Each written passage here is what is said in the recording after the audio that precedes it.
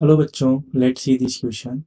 The question says that write the range of the function given here is function हमें दिया modulus of x minus 7. Okay, so let me discuss the key concept here. की concept में ये है, अगर मैं आपसे बोलूं कि हमें जो है आप y is equal to x का ग्राफ ड्रॉ करके बताइए। ओके, तो वो हमारे पास होता है, अगर मैंने एक ऐसे कोऑर्डिनेट एक्सिस ड्रॉ कर दी, तो अगर मैं y is equal to x का ग्राफ ड्रॉ करूं तो वो हमारे पास कुछ ऐसा होता है। ओके, तो ये हमारे पास एक्स एक्सिस है और ये हमारे पास वाई एक्सिस है और this line is y is equal to x.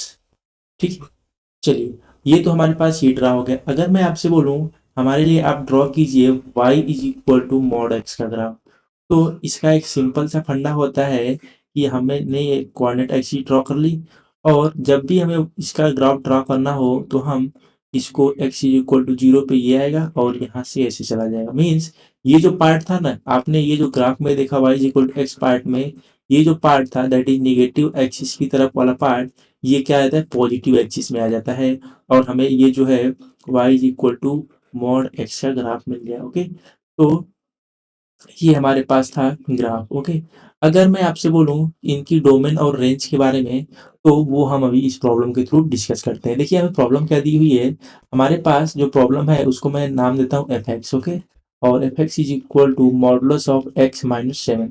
अगर मैं इसका ग्राफ ड्रा करने की कोशिश करूं तो देखिए ये वैल्यू जो x माइनस 7 है वो किस पे जीरो होगी, that is x equal to 7 पे। x इक्वल टू 7 कहीं यहाँ होगा, यहाँ होगा। ओके, तो 7 कामा जीरो। अब मैंने अभी आपको बताया कि जब मॉडुलस आ गया इसका मतलब जो नेगेटिव एक्सिस वाला पार्ट है वो भी किधर आ जाएगा, पॉजिटिव की तरफ आ जाएगा। तो हमारे पास ये जो ग्राफ है कुछ इस प्रकार जाएगा। ठीक है, तो ये देखिए ऐसे यहाँ कहीं, ये यहाँ कहीं, यहाँ कहीं, यहाँ कहीं, ऐसे ये चलता रहा है। ठीक है, तो अगर मैं इसके डोमेन की बात करूं, ठीक है, चलिए पहले डोमेन की बात करते हैं फिर हम रेंज की बात करेंगे। हमें वैसे रेंज फाइंड करना है बट हम डोमेन भी इसका फाइंड कर सकते हैं। देखिए डोमेन की बात करूं तो इसका आंसर कहाँ से, दैट इज एक्स की वैल्यू क्या क्या हो सकती है। देखिए एक्स की वैल्यू आपको माइनस इनफाइनाइट जाते हुए दिख रही है, कुछ भी यहाँ लेते जाए और ग्राफ हमारा ऊपर ऐसे बढ़ता जाएगा।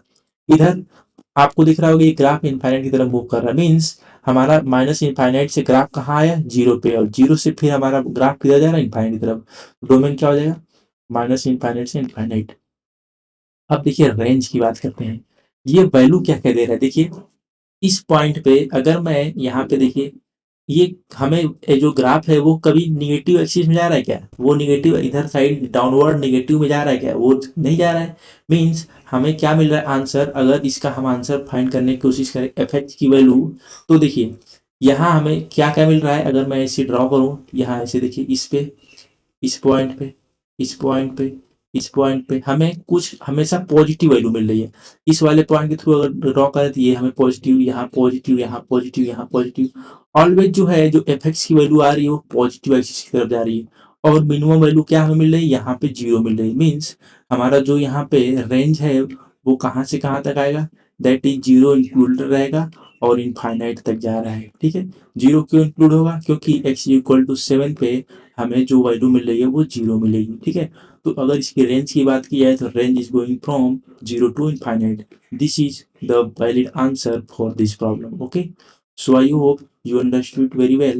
Best of luck.